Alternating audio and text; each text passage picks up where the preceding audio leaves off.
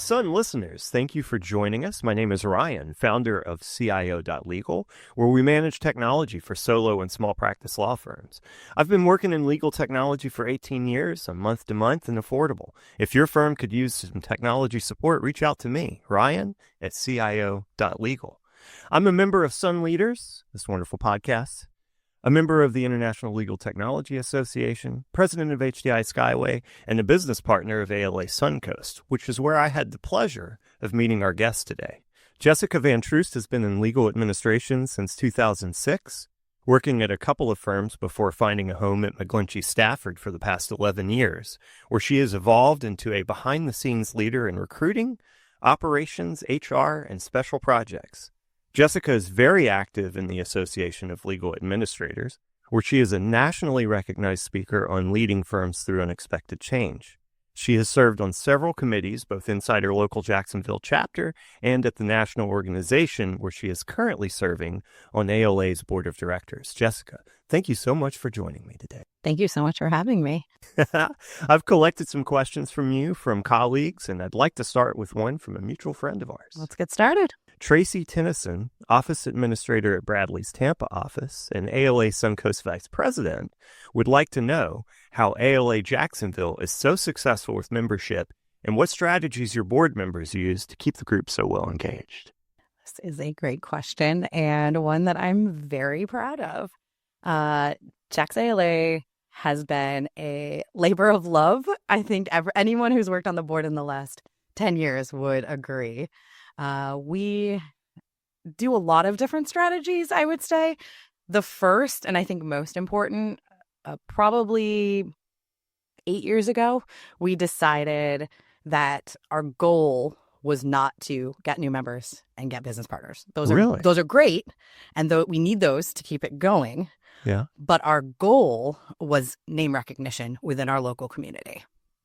And when we made that decision and really shifted our focus, it changed how we did everything. It changed how we interacted, how we networked. Because when you're going into a room or going into another firm, all we want them to know is who we are and what our name is. So we've found that when we do that, and we do that really well, they come to us now, business partners, members, and they're interested in us. So that has been one of our strategies that I think has been very... So a little bit of a field of dreams. If you build it, they will come, right? Well, so far.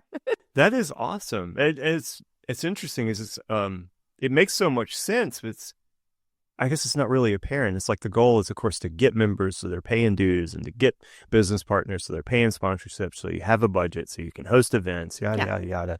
But you just broke it down to the fundamental. Let's get our name out there. Let folks know what we stand for, what we do, and then the rest just happens. Correct. We also have some very talented and very creative people behind the scenes, and a lot of past presidents have stayed incredibly involved, and it's an awesome environment because I'll use myself as an example. I don't ever need to be president of Jacksonville ALA again. It was a privilege to do it, but my joy and thrill is watching people that sort of come up behind me, if you will, right? Like in succession, and having them be successful. And so that's my goal, right? I'll do whatever behind the scenes to make that happen and work. And I'm not saying that to pat myself on the back. I'm saying that because that's how you get people who are developed into leadership roles, right? Who get the knowledge and you're cheering for them and they feel supported going into those roles, because it's scary to be the one who has to remember all the things. And so when you have a really good core group behind the scenes helping with that load, and I think that's probably, I think chapters across the U.S. would say that is probably their biggest impediment in a successful chapter, is keeping people involved and lightening the load. Sometimes one person has to do it all. Of the volunteers. Of all the things, of all the administrative parts of running a chapter, right? Hosting the events, doing the membership lists, making sure everything is up to date with ALA International that needs to be. Mm-hmm. It can be a burden sometimes if it's only one person doing it. So we, I think, do a good job of that. A couple other things that we do, we have a Monday meeting every Monday at 2:00. We all get on a call, anyone website related, communications, and we just throw out ideas. No idea is too crazy. And Wow. I will say, out of our craziest ideas have come our best ideas. I mean, we'll throw out something that we know we can never do, right?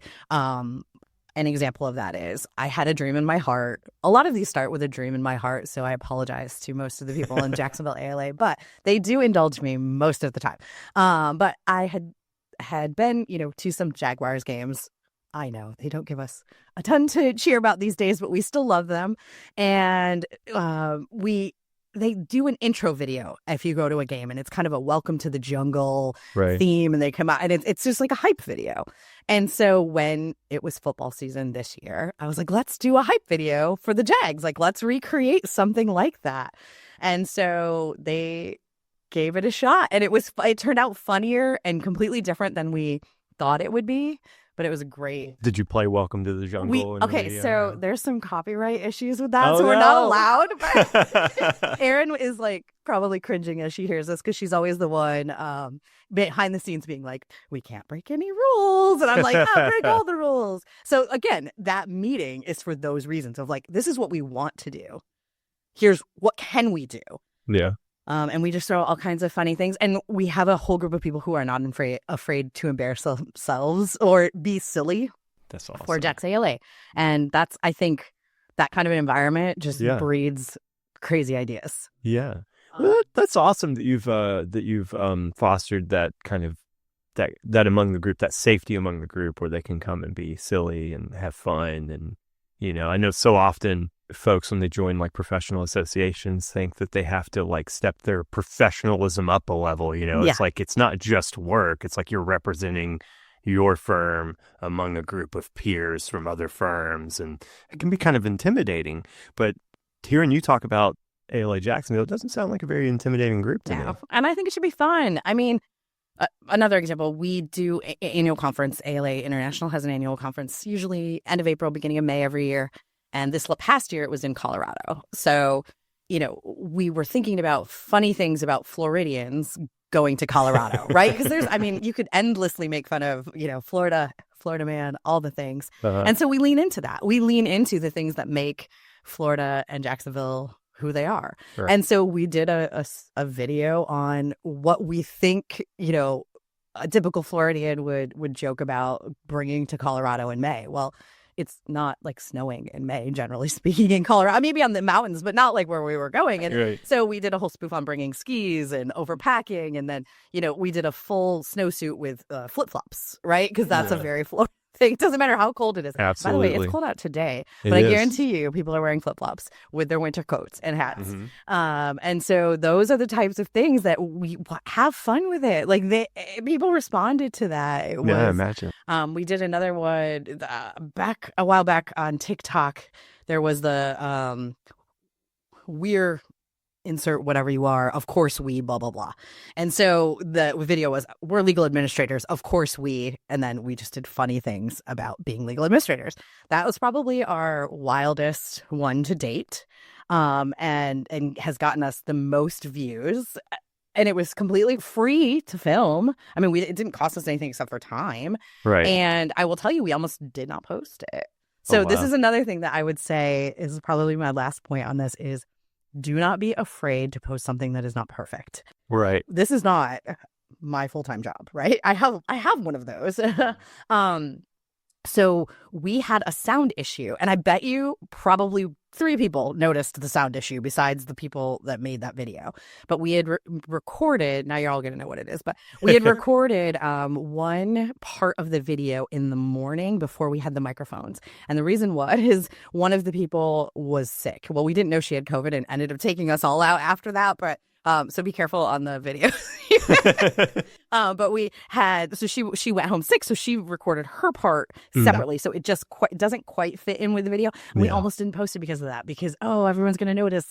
Nobody noticed. It was hilarious. It was shared. That's so good. And that's not what it's known for, right? And if it is, okay, then it's a great story to talk about how we can improve for next time. Yeah. So we like to lean into our failures and fail forward. That's another thing we use quite often. That's awesome. That is awesome. I applaud the confidence of the group to make that post, even though it's not perfect, and there's like a bit of vulnerability that comes with that, and Yeah. being willing to show that, especially in the public light, is awesome. That took So that's a great it took some example getting used for to, and it others. took some people stepping out of their comfort zone, Yeah. and leading that, because we are representatives of our firm too, and we take that responsibility very seriously when we're doing these things. We'd never want to do anything that would, embarrass our firms or our profession, but it's also okay.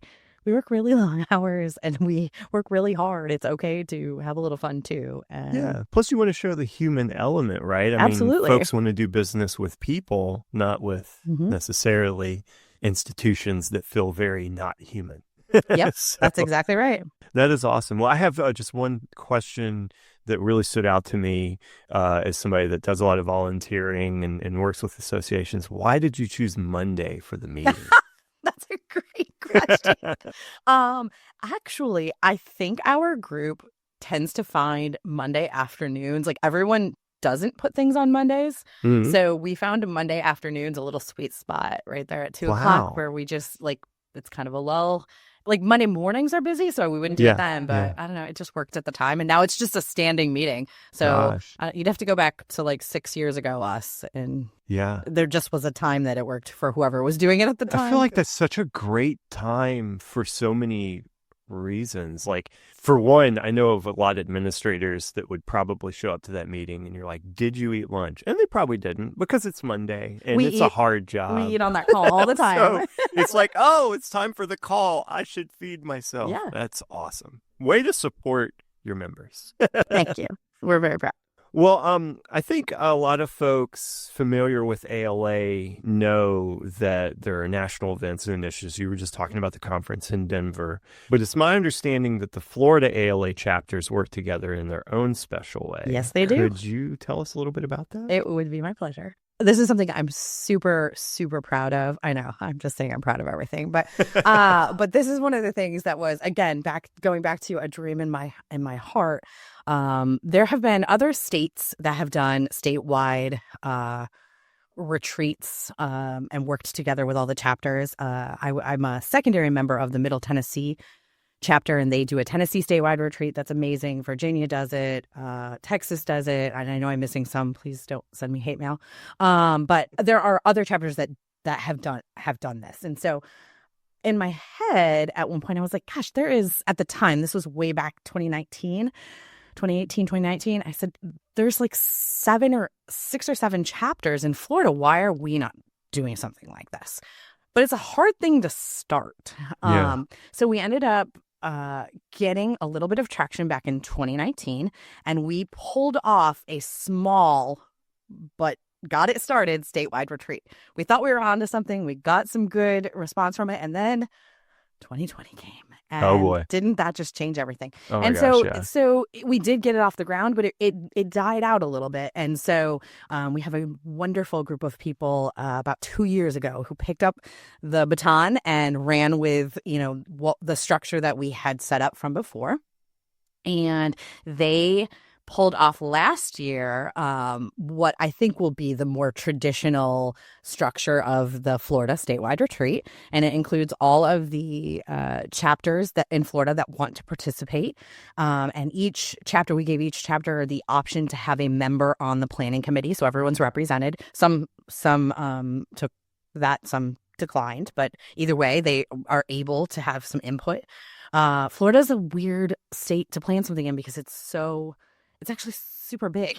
Yeah. I don't always think about it as being so big, but you have the Panhandle. It's really a wide range we need to cover. So Orlando tends to be just the easiest place to get to. Also, it has that mouse that people tend to enjoy.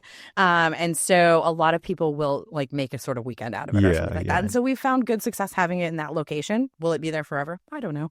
But we're on to the now next iteration of it, and it will be September 11th and 12th of this year, and we're looking really excited. We're looking really forward to it, and we're really excited about what we've started to build there. That is awesome. I'm really hoping to go this year. I still don't know if I'll be able to, but I've been looking at some of the options to participate. Wonderful. And, It is really a special event, just from the material, the stories Mhm. I've heard from members who have went. The That is a content really, is great. really cool. I hope it is a big success and hit this year. And you get a lot of, I think, more personal time with our business partners and honestly other Florida chapter members, right? Which I just don't get those, because you go to the national or international events and there's a lot of people there. I can't always sit with someone from Tampa, right, for the whole time, but here it's sort of built in, Yeah. and you get a lot more of that. And often, I mentioned this to you in a prior conversation, but we have a lot of administrators in Florida who run more than one office. So we are in more than one. Up until recently, when I changed positions, I ran our Fort Lauderdale office and our Jacksonville office. Wow. Our current regional administrator in Jacksonville runs Jacksonville, Tampa, and our Fort Lauderdale office. So we have a lot of crossover, and there's many more. I'm using McGlinchey as an example, but there are many more administrators that do that. And so having those connections in the other cities is extremely helpful. Yeah, I imagine so. That's a lot of travel between those offices. It's not like they're very close. You're just saying, like Florida's really big. So, Jacksonville to Fort Lauderdale. It used to be easier. I will say the airlines are not quite as direct and easy as it used to be. Right. There used to be multiple flights. So now it is trickier now. Yeah, yeah.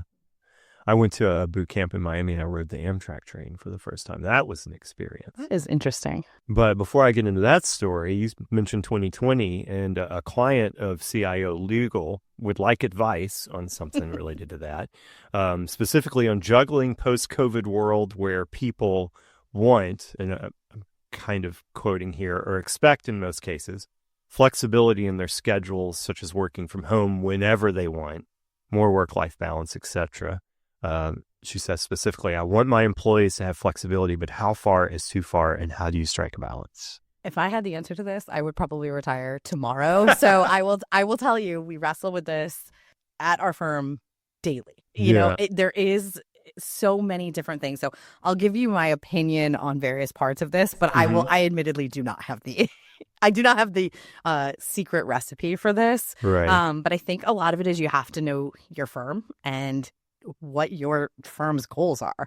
Right. So McGlinchey is interesting in that we have 18 offices spread across 12 states. So we have about 160 attorneys. So we have a lot of smaller offices, which is unique for our size. Mm-hmm. Yeah, I remember us talking about the Monroe, Louisiana Exactly. office. Yes, way back. Yep. So it's just an interesting layout. So we really have to lean into the city aspect of it. Like, where are we? What is the geographic location warranting? So as an example, Boston, DC, New York, they're all commuter cities, right? So you're taking public transportation. So this came into effect a lot during COVID, but just knowing, like, not just being able to just hop out. There is a significant commute. Like, some people in our New York office commute over an hour each way. I drive 1.5 miles up the road to go to my office in Jacksonville. So those are very different experiences, right? Yeah. So what is the value to that employee?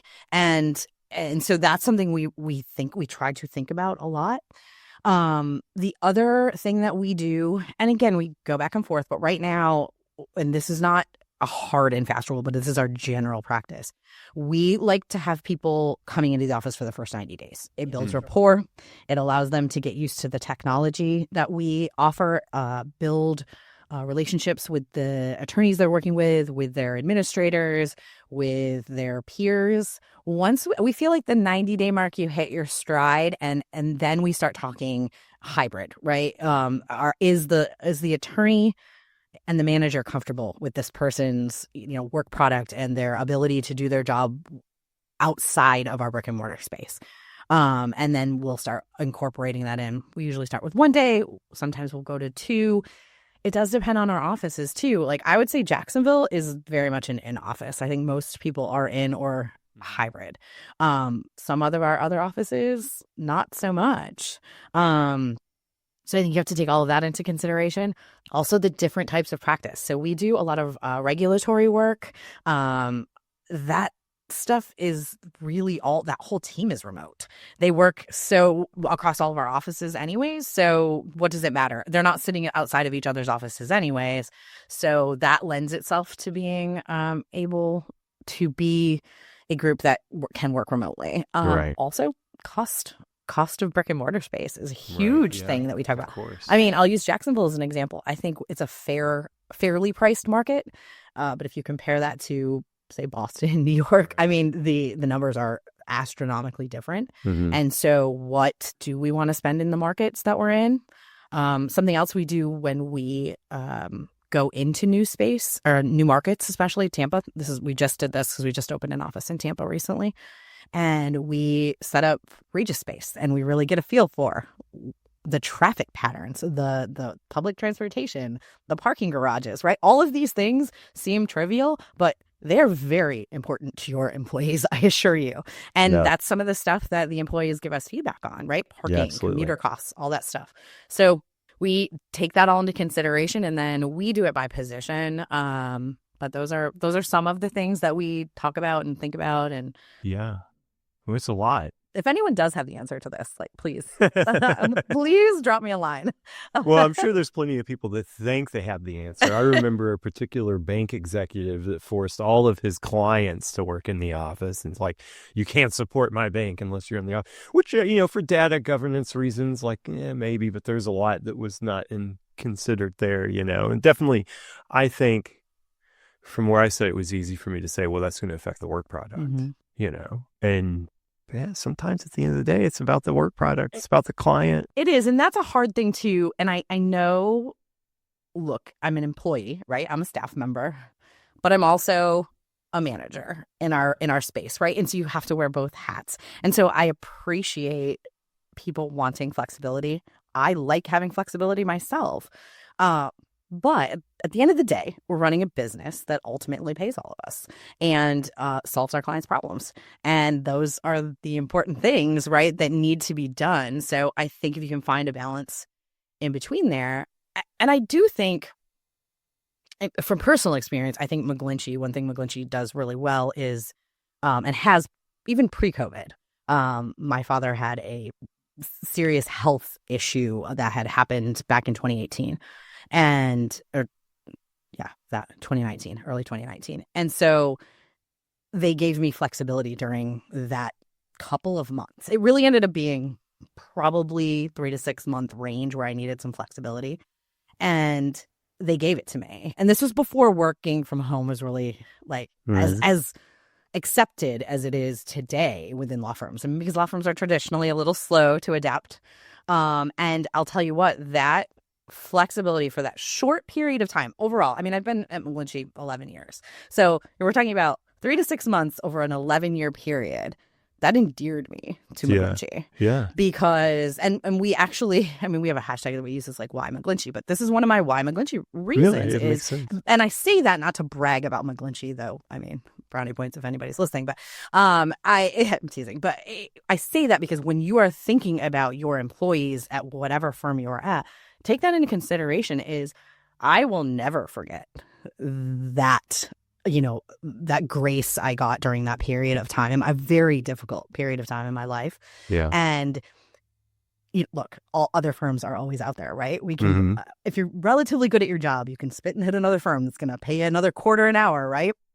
Why don't I take those calls? Why don't I want that? Because I have the flexibility here. I have the backing of my higher ups, if you will. They believe in me, and I believe in the firm. So that's the relationship you're trying to build. Yeah. So whatever you decide your model is, I encourage you to think about it from that feeling and then work backwards. Again, all that to say, we're still running a business, right? Right. But I think if the work gets done, who cares where you do it from? Yeah. No, that makes sense. How you build loyalty and trust and dedication among your team members, it makes a lot of sense.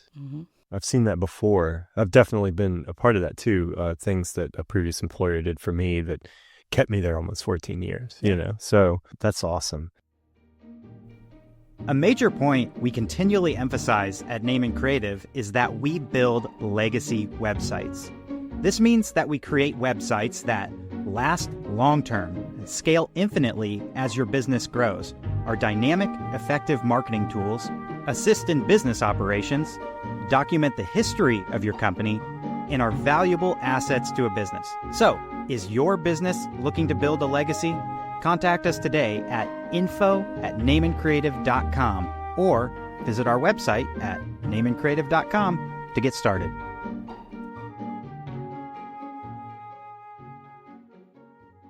Struggling with this question, it can be sometimes difficult. HR, company policies, different states, different practice groups, what have you.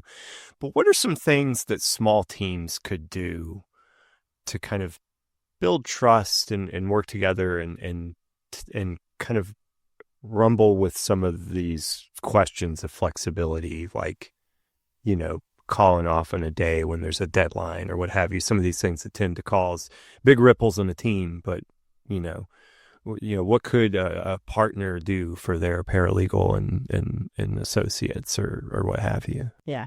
So, this is my personal opinion. Yeah. So I'm not speaking on behalf of any organization I'm a part of or sit on boards for. But I think my philosophy is, I think it's all about communication and setting expectations. And I think sometimes you have to have hard conversations to do that, right? Sometimes deadlines are missed. Sometimes people get sick at inconvenient times. Now, sometimes it can't be helped. And sometimes you wonder, did you really need to call in that day, right? So I think having those conversations, and it's a hard time right now because people are always about, what can I get from the company? What can the company, so we're on opposite sides of the spectrum. But I think just having communication with your employees and letting them know that you care and that you're a human being, right? It's okay if they see you have a bad day. It's how you react to the bad day that's important. It's how you show them, because they're going to have bad days too, right? It's how you show them, like, we're going to get through this. Like, this was not good. But here's what we're going to do going forward. Or I don't like how this day panned out. Here's where my frustrations were. I'm sure you had some frustrations. Why don't we talk about those? And then let's come up with a strategy where going forward, we're not in this position again. And I think people shy away from having those kind of conversations often, right? They just sit and get mad, or they post on Glassdoor that they're mad about their job that day. And sometimes that is a repetitive thing that needs to be posted about, but sometimes it's just having a conversation. And I do think the art of conversation, just like the art of networking, is lacking a bit in society today. But I think those are really important skills that can honestly solve 60% of the issue. Yeah, I wholeheartedly agree. And some of my favorite authors would certainly applaud that, like Kim Scott and Brene Brown, to name a couple. Oh, yes. Yes. Oh, my gosh. I can't imagine. Like, I can think of the times either I or I have seen, it's like folks have the conversation in their head, but it never comes out of their mouth. And then you see what happens from that, and you're like, all right, wait a minute. So, and as the manager, nobody's going to like to hear this, but as the manager, you 99% of the time have to be the bigger person. You could be standing on the highest ground of moral righteousness that ever existed, and it doesn't matter. If you really want to solve the problem, you gotta come down, humble yourself, and have the discussion. And sometimes that comes with you saying, I cannot have this happen again. Here's what I expect from you going forward. Sometimes those lead to tougher conversations, right? But you've got to be willing to do that. Right. I started my career at an employment law firm, and I will be forever grateful that I did, because they taught me to look at problems in the workplace from not an emotional point of view, because it's so easy to get wrapped up. Easy. God. But really, if you're looking at it from a much higher view, it really changes how things are perceived, right? Yeah. That's a huge point. That's wonderful.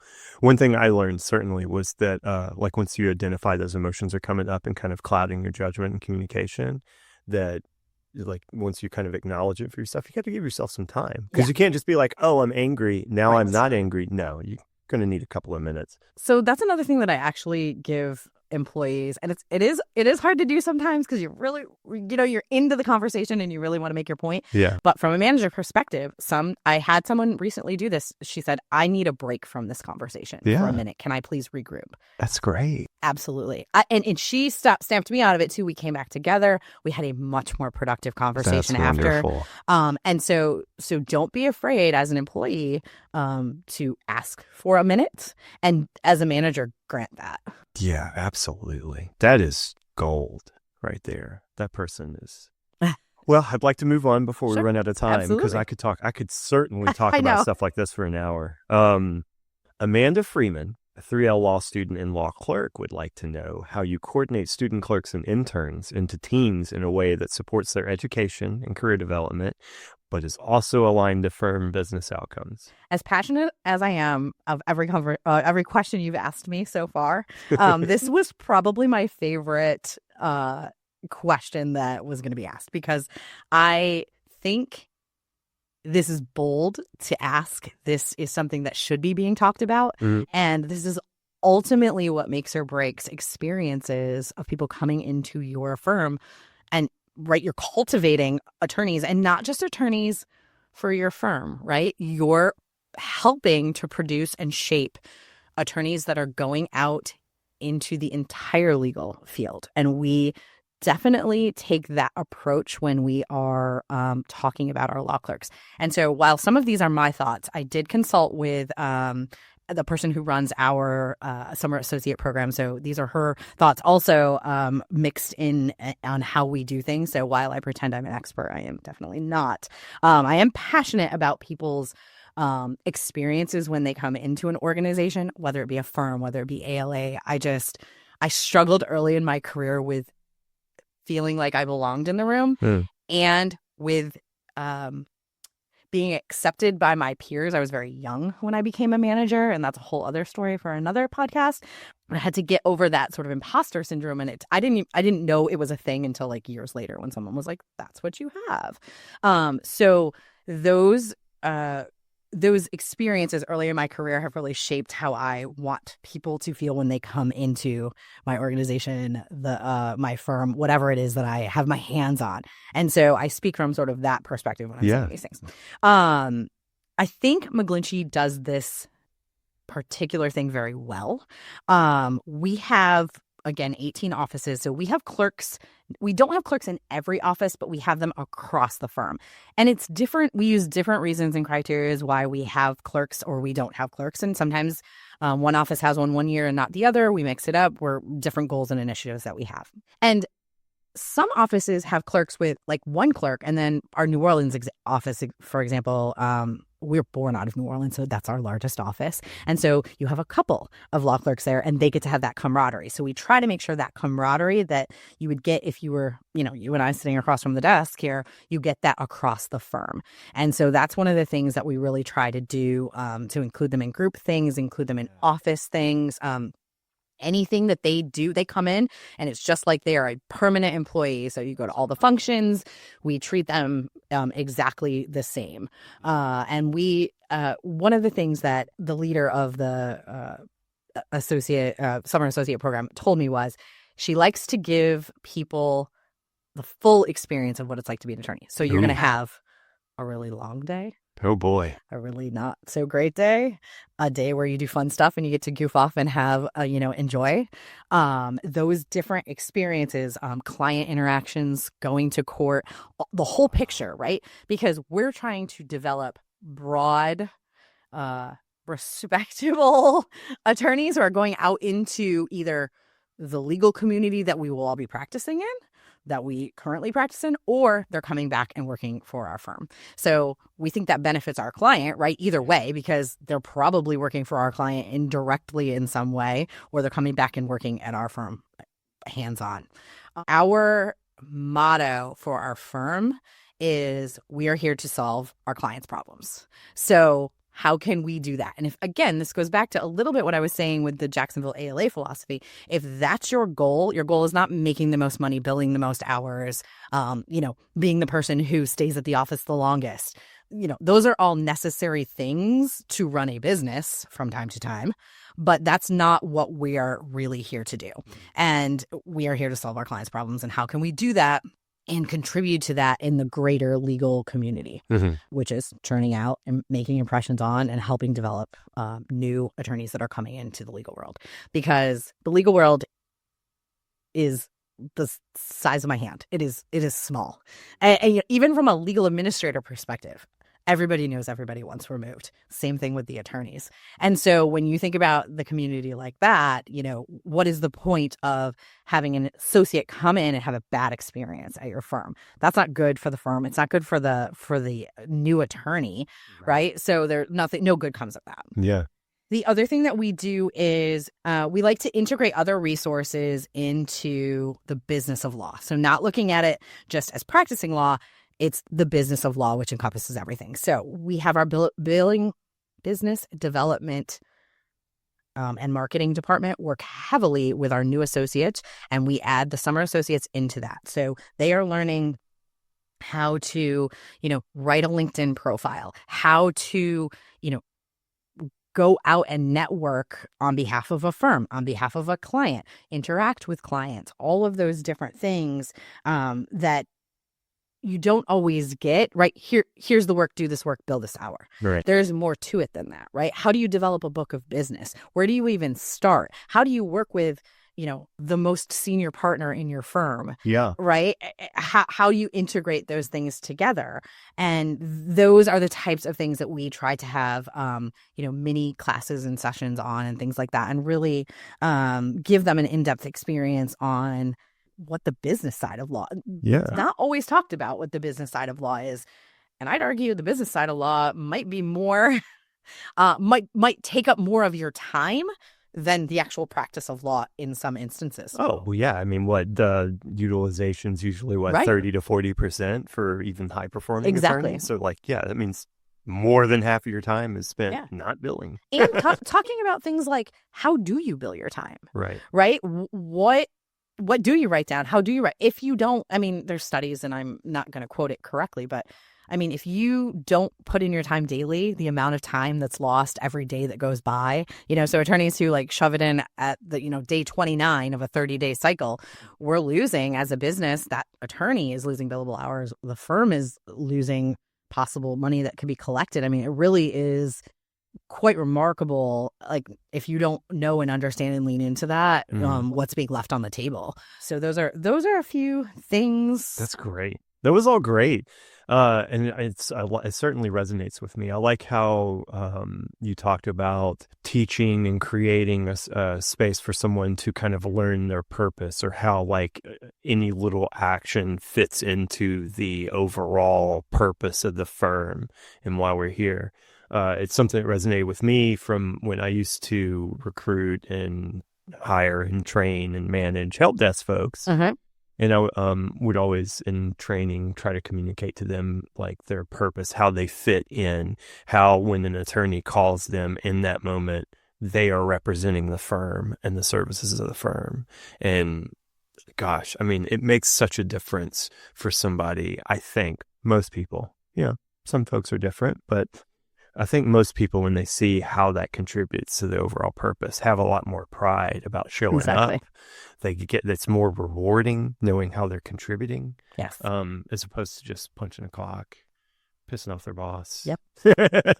Also, I think one of the things we do is we expose them to all of the different departments that we have and different sections that we have, because as much as law students come in and think that they know what they want to do, sometimes they don't know what they don't know, right? And I say this for myself too. I often don't know what I don't know, but showing them, for example, I gave the example, we do a lot of regulatory and compliance work.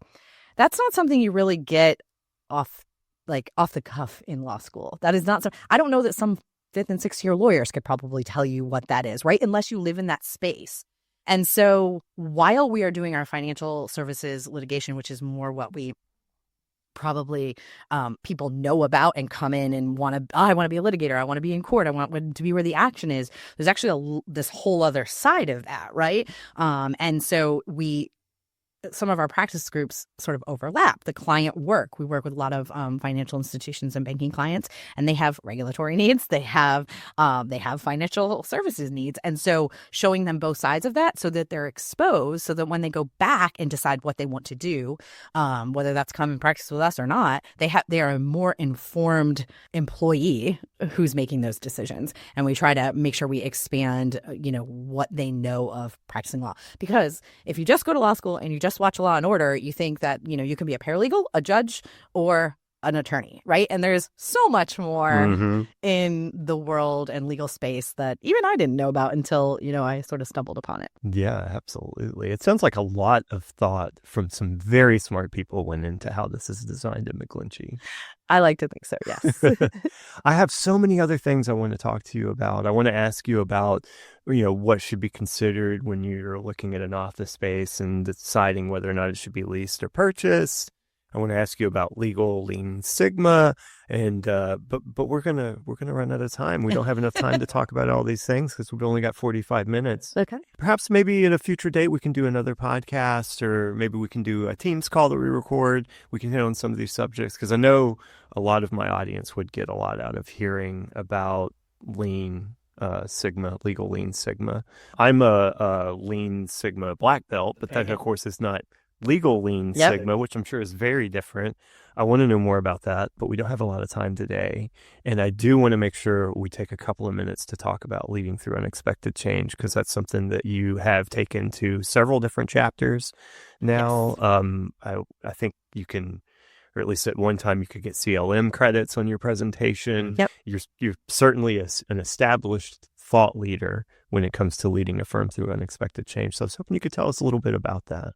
Thank you. Thank you for the nice intro to that. I admittedly do not think of myself as being a thought leader in this particular realm, but I do think I unexpectedly became a bit of an expert in it. Sometimes the world and life does not go exactly as you plan, and so you get to be well known for something that you did it, like that's not what you got out of bed that morning and was like, what I'd really love to do today? I'd really like to talk to people about my dead boss, right? Like nobody wants that. Nobody should want that.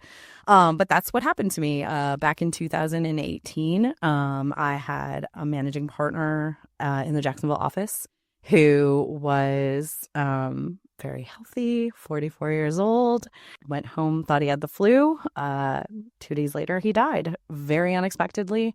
He had a heart condition that he was unaware of. And basically, that's the short version of what happened. So we were an office that had our leader just gone, like very suddenly. And I thought we were, at that time, I thought we were very unique in our experience because it was a unique experience for me. But the more I go and talk about this subject, I've found that it is quite common. And so if you are listening to this and you think that this is not on your bingo card, I didn't think it was on my bingo card on October 25th either, but on October 26th, it was there. So I think this is something that people don't talk about because it's sad and it's tricky. There is a lot that goes into this. And so, but there's also a lot that I wish I would have known, right? I thought I was a prepared manager. I thought I was, at that point, I've been managing for, 2 decades, right? Like I thought I'd seen it all. I thought I was really solid in my career. And what I learned from that experience was I didn't know what I didn't know. So I just felt like there was things, for example, have a communication plan. You might think you have a communication plan. And again, going back, if you would have asked me on October 25th, what did we have a communication plan? Absolutely, we do. Mark will tell me how to do it. But on October 26th, Mark wasn't there to tell me how to do it. And so it also was something where I all of a sudden, everything I worked for went through Mark and then to the higher ups. Mark wasn't there. All of a sudden, I'm working with people that I deemed in my mind, way above me on the food chain. And that was an awkward experience. So having some sort of introductions there and developing some relationships, because you never know what's going to come of that. Having a plan for how you tell employees hard news, because no one's ever prepared for that. Things like when the grieving spouse or family members want to come and pick up that person's belongings. Like, how does that work, right? That's a terrible thing to have to discuss in any room, and that's why people don't do it. But it's a real thing, and there are legal ramifications for your business if that is done wrong, or if they're, and I'm just scratching the surface here, but those are the types of things that I wish were discussed more. And again, they're not, because they're not fun. But things that, like that, I wish I would have known how to tell. What's the order to tell people? You don't want anyone ever, you think we have 160 attorneys in the firm, and you have to get that information out to those attorneys and then also inform your clients. But you want to be the one who informs your client. You don't want them hearing it secondhand, just like you don't want another employee hearing it from another employee.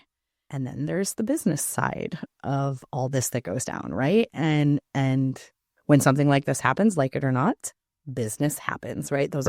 Those are weaknesses in your business, and people take advantage of that. And so those are the types of things you should be prepared for, because they happen. Yeah. Kind of makes sense. It is a hard topic. Yeah.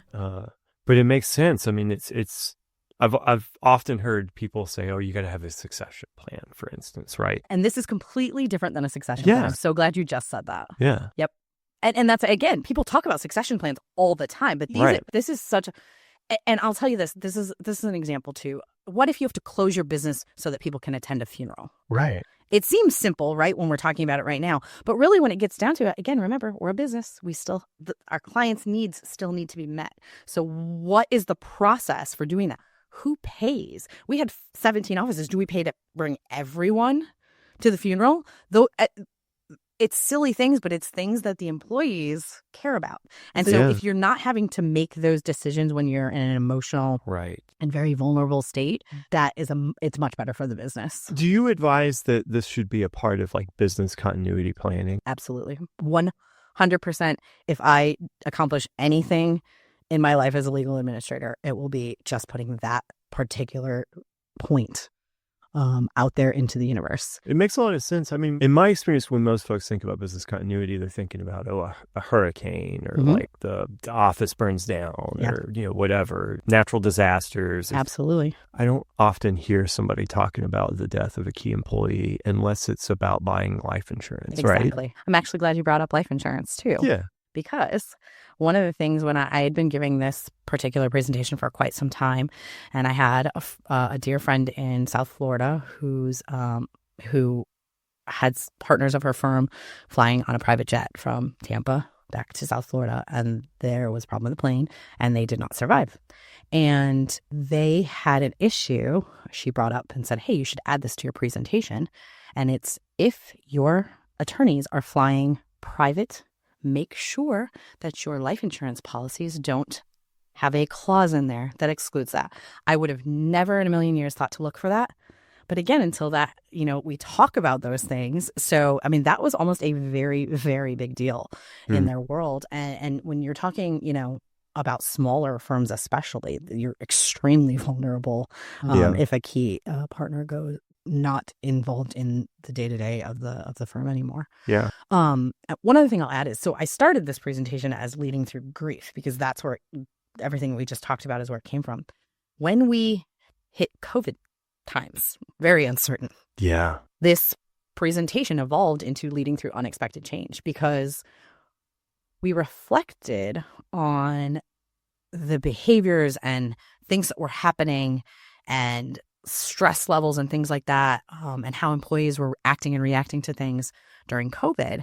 And we said, these are the same emotional reactions, the same stress levels, the same taking care of yourself stuff that happened during this event, when my managing partner passed away. And so I was actually probably much better equipped to adapt to COVID and changing times, because the worst had already happened. So yes, COVID was crazy and I didn't know what was going on, but it wasn't quite as shocking and tragic for my personal world. I'm not making a general sweeping of that. It wasn't right in my face like it was there. So it was interesting how the employees of the Florida offices reacted to COVID and kind of being uncertain. a little bit better than the other offices. Not that they were, no one did a bad job, but it was an interesting observation of when you've sort of lived through a lot of uncertain times, kind of being able to roll with that again and just saying, okay, we'll figure this out, right? And you had that core team, and that team was there when Mark passed away, and we were working together during COVID time, and it really was quite a different experience. Wow. And so that's how this presentation has evolved into really modern times. Yeah. I would love to see it sometime. How could folks find it? Do they need to join their ALA chapter and invite you to come speak? Yes, they can. We do it for, we've done outside of ALA as well. So I do have a partner that's a speaking partner on this particular topic. But she's actually the one who gave me the encouragement. She had said that this had happened with to one of her partners very unexpectedly back in a firm that she worked at back in the 90s. And so we collaborated and kind of came up with some different things. She had a lot of media involved. It was an accident that had happened, and there was different things. And by the way, also when these big things happen or there's an accident or something, there's client ramifications in there too, because the people, the insurance companies, they could be your clients. And so there's even another layer to this whole presentation. Obviously, we can't get into it all today, but those are the types of things that just putting on people's radar, I think is helpful. And hopefully, my hope is you never, ever need one bit of advice that comes out of this. And that's how I usually start the presentation. But the reality is, and the more that I give this presentation, the more often I find it happens, unfortunately. I can hear the value in it, like so much of it. I mean, like on the insurance exclusions, I feel like that's important, like in just about any insurance policy for your business. I think about like liability insurance, and something I dealt with early on was whether or not I was exercising a level of control in the businesses I served. And if I was, that it was excluded, because I'm not able, there's so much like that I feel like is very important to kind of the standard operating procedures of your business. Like you have to take it into consideration. Either I change the way we operate or we change our insurance policy. Yeah. No, that's so accurate. And then on COVID, I, at the time, supported several different firms. So I got to see firms that were better prepared than others. Agree. I was working very closely with a firm that they were fortunate they had some offices in China. So they kind of had an early indication that it was going to get pretty bad. And they transitioned some 2,000 some odd staff members and attorneys to laptops, did some fire drills. So when March came along, they were like, oh my gosh, we forgot about accounting.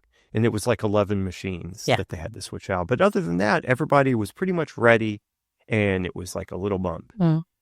There was another firm that had not really done much planning, and March hit, and suddenly they're sending 1,000+ folks home and enabling remote services for them, and like their whole network crashed. Correct. And they were just like down for days. Yeah.